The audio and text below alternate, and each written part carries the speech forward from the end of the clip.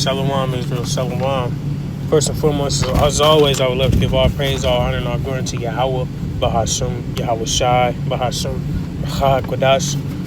Double honors to the elders and apostles of Great Millstone, who's taught us this 100% truth. Shalom to the hopefully elect. Shalom to the Akim, pushing truth and sincerity. And shalom to the sincere Akwak that may be out there watching and learning. It's your brother Yakov from the GMS Columbus camp. And it's a lesson through the spirit, man. Just going into the fact that the Lord is in control of everything, because we had a guy come up to our camp last week, and he wasn't necessarily scoffing or anything. It was a mutual conversation. He was kind of just inquiring, trying to drop whatever little knowledge that he's had, that he's gained over time, which he wasn't a stupid guy or anything, but he had aspects in which he went off. You know what I mean? And for those things, we have to check those things. And one thing that stuck out to me was the fact that he said he mentioned about how he said that Satan had the choice to go against the Most High. Saying that pretty much that, anyone else has that option to turn their back on the Lord. But what he lacks understanding is that the Lord puts everything in place. All right, the Lord is the one that sanctions what moves are made, and that's including Satan. All right, everything is put in its rightful order. All right, so real quick, let me start. Let me see. I'm gonna start here, real quick, just a quick one. Slacking. Where is that at? There it is. Proverbs 20:24 says, let me highlight it for y'all. Man's goings are of the Lord. How can a man then understand his own way? You see that? So at the end of the day, the Lord pretty much guides your steps. The Lord has a plan already set out.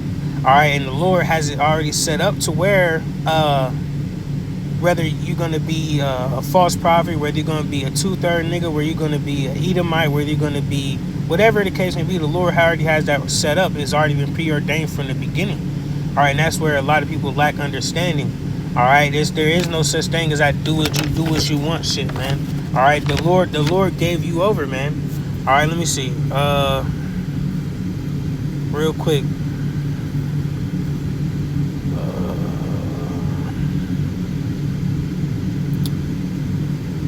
Pretty much, damn.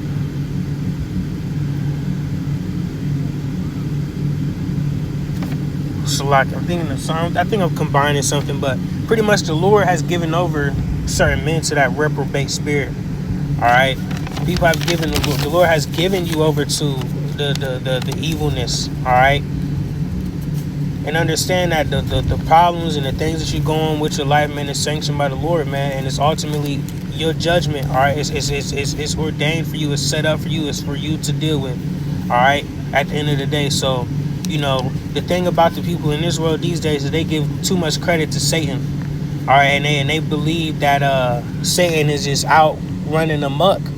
You see, but at the end of the day, the things that Satan does is ordained by the Lord. All right.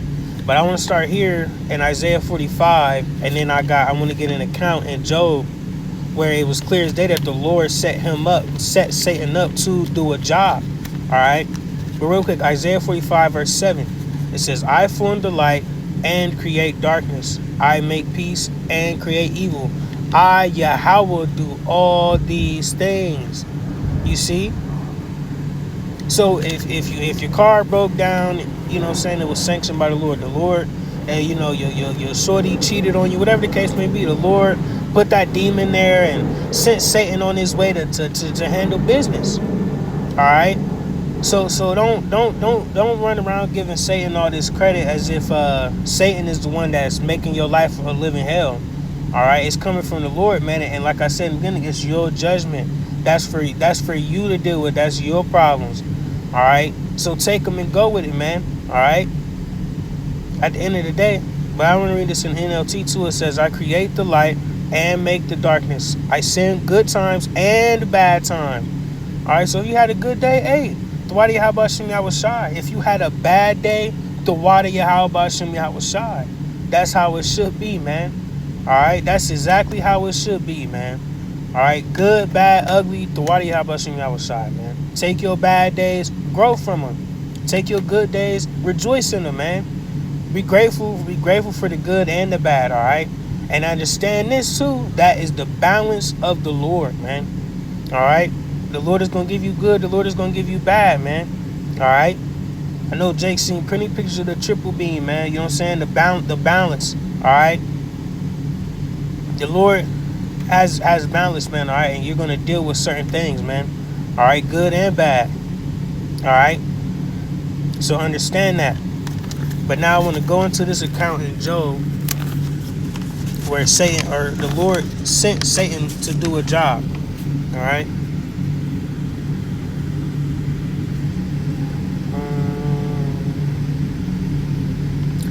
This Job 1, I'm going to start at verse 6.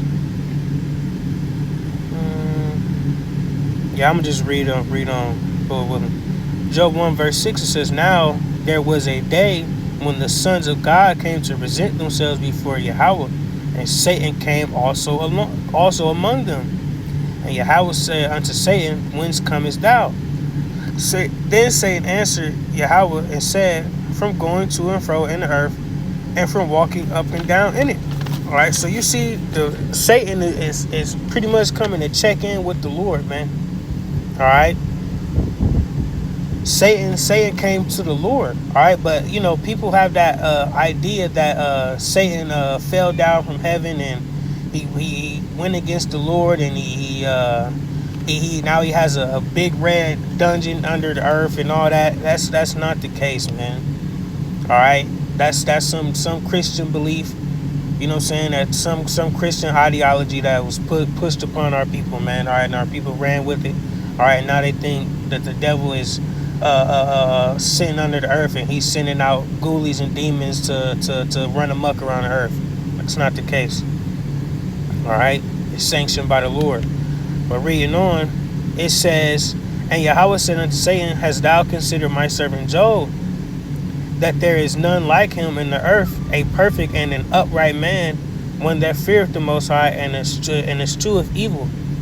You see, so Job was a stand-up guy, man. All right, he had his head on straight, man. You know what I'm saying? He was living a right life, a righteous life, man, a clean life. You see, he had his wife, he had his kids, etc., man. All right. And the Lord said, you see my servant Job right here, man. So the Lord is setting him up, man. Okay, well, Job, you living good, you doing good. Now I'm gonna tempt you. Now I'm gonna run amok in your life. This is from the Lord. All right. And guess what? It wasn't to tear down Job per se, but it was to test Job, to see if he would stay a stand-up man, to see if he would stay that upright man. All right, is he gonna continue to show his love and show his reverence and show his fear to the Lord? Is he continue in the ways of the Lord, man? And that's a huge test that we face to this day. All right, are we gonna show our true allegiance to the Lord? You know what I'm saying? Considering all the things we go through, and I gotta get this because it goes hand in hand.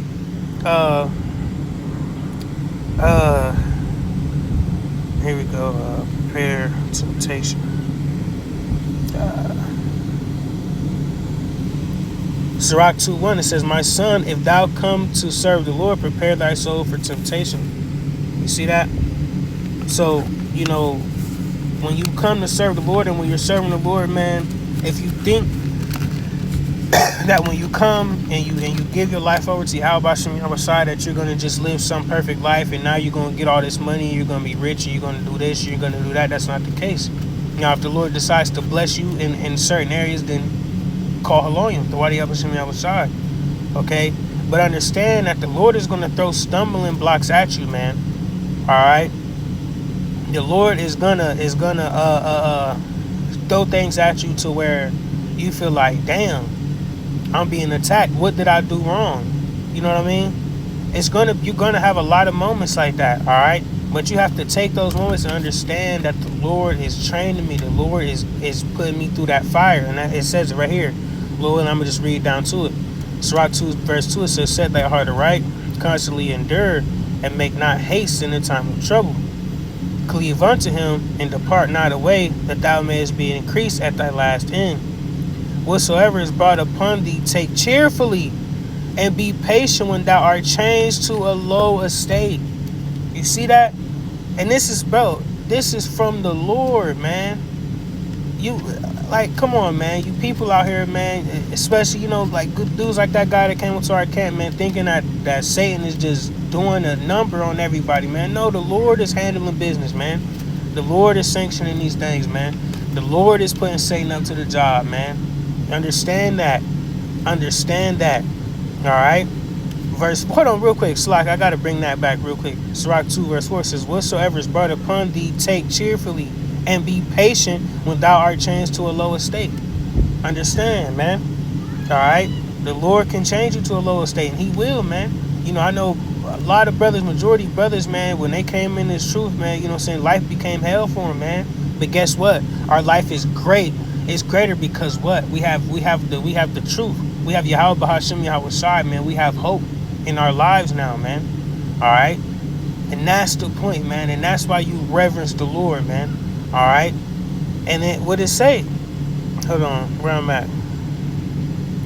Just like it read in that verse above, it says, "Depart not away, that thou mayest be increased at thy last end." You see? Don't run away from it, man. Don't resent, you know what I'm saying, the chastening. All right? Accept it, take it, and run with it, man. And understand that in the end, man, you'll be rewarded for your steadfastness. You'll be rewarded for your dedication. All right? And your willingness to take the L, take the low end. All right? Take the losses that you all the things you've lost in your life. All right? And then read verse 5. It says, "For gold is tried in the fire, and acceptable men in the furnace of adversity." Simple as that, man. The Lord can put you in some things, and he'll pull you out, man. All right? But back in this Job 1 verse 9, it says, "Then Satan answered Yahweh and said, Doth Job fear the Most High for naught? Hast not thou made an hedge about him, and about his house, and about all that he had on every side? Thou hast blessed the work of his hands, and his substance increased in the land. But put forth thine hand now, and touch all that he had, and he will curse thee to thy face." You see, and Satan's like, all right, hey, you know, he got all this stuff, man. Let's test him, all right? You know what I'm saying? Him and the Lord's having a conversation, man. All right?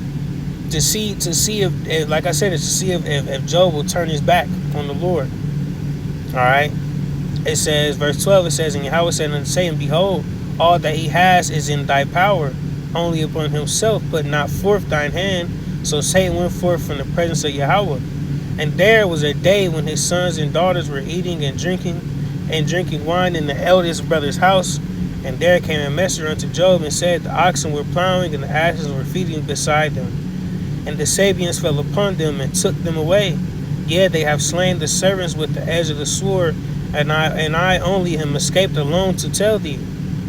While he was yet speaking, there came also another, and said, The fire of the Most High is fallen from heaven, and have burned up the sheep and the servants and consumed them. And I only am escaped alone to tell thee. While he was yet speaking, there came also another, and said, The Chaldeans made out 3 bands, and fell upon the camels, and have carried them away. Yea, and slain the servants with the edge of the sword, and I only am escaped alone to tell thee. So you see, Job started losing everything with the instant, man. All right. Let's see, yeah, I might as well finish it out. Verse 18, it says, While he was yet speaking, there came also another, and said, Thy sons and daughters were eating and drinking wine in the eldest brother's house, and behold, there came a great wind from the wilderness to smote the 4 corners of the house, and it fell upon the young men, and they are dead, and I only am escaped alone to tell thee. Then Job arose and rent his mantle and shaved his head and fell down upon the ground and worshipped and said, naked came I out of my mother's womb, and naked shall I return thither. Yahweh gave, and Yahweh have taken away. Blessed be the name of Yahweh. Woo! Slakia. And all this Job sinned not, nor charged the Most High foolishly. Man, if that ain't a cut right there, that was beautiful right there, man. So Job went through all that with the quickness, man. And guess what? What did he do? He got down and he praised the Lord. He praised Yahweh. All right. He showed his loyalty to the Lord, man, and said, hey, man, I came in this world with nothing. So guess what? I'm gonna leave with nothing, and I'm fine with that. All right. Man, I gotta bring verse 21 back. I'm gonna bring it from 20. Job 120 says, then Job arose and rent his mantle and shaved his head and fell down upon the ground and worshipped and said, naked came I out of my mother's womb, and naked shall I return thither. Yahweh gave, and Yahweh have taken away. Blessed be the name of Yahweh. Man.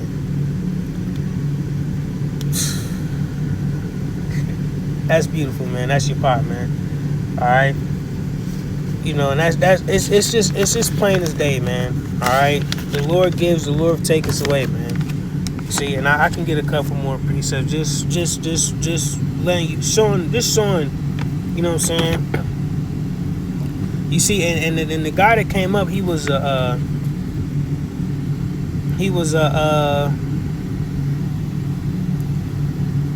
an Old Testament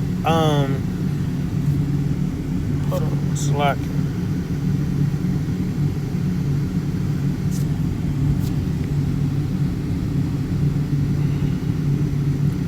I'm tripping. Slack. There it is. But the guy, he was an Old Testament Jake. You know what I'm saying? And these scriptures are in the Old Testament. All right, and it just shows proof that everything that this guy is looking for, that he was trying to say was not right, was in the very scriptures that he claims that he believes in. You know what I'm saying? He claimed that he didn't believe in the New Testament. Well, here's some meat out of the Old Testament. All right, real quick. 1 Samuel 2:6, it says, Yahweh killeth and maketh alive. He bringeth down to the grave and bringeth up. Come on, man. Like, what don't you get? What don't you get? Like, Salaki, I got a call, cut me off. But I'm closing up anyway. But I just wanted to close out properly. And I wanted to, Lord willing, get one more.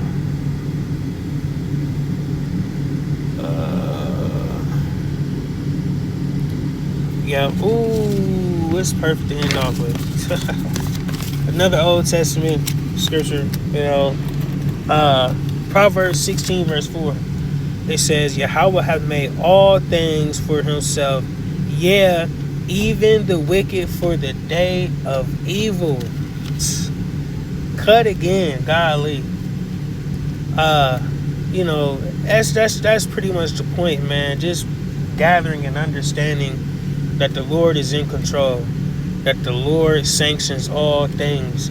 All right, that the Lord has set up all these things and put them all in place, man. All right, in their rightful order, man. All right, and you can't be mad at the Lord for how he set up his movie, man. All right, you don't run anything. All right, none of us run anything. All right, we are sanctioned and put in order by the Lord, man. So understand that and take it or leave it. All right. But with that, Lord willing, I was edifying. I'm going to give all praise, honor, and glory again unto Yahweh, Bahashim, Yahweh Shai, Bahashim, Berchah HaKodash. Double honors again to the elders and apostles of Great Millstone. I want to say Shalom and Abad Babal.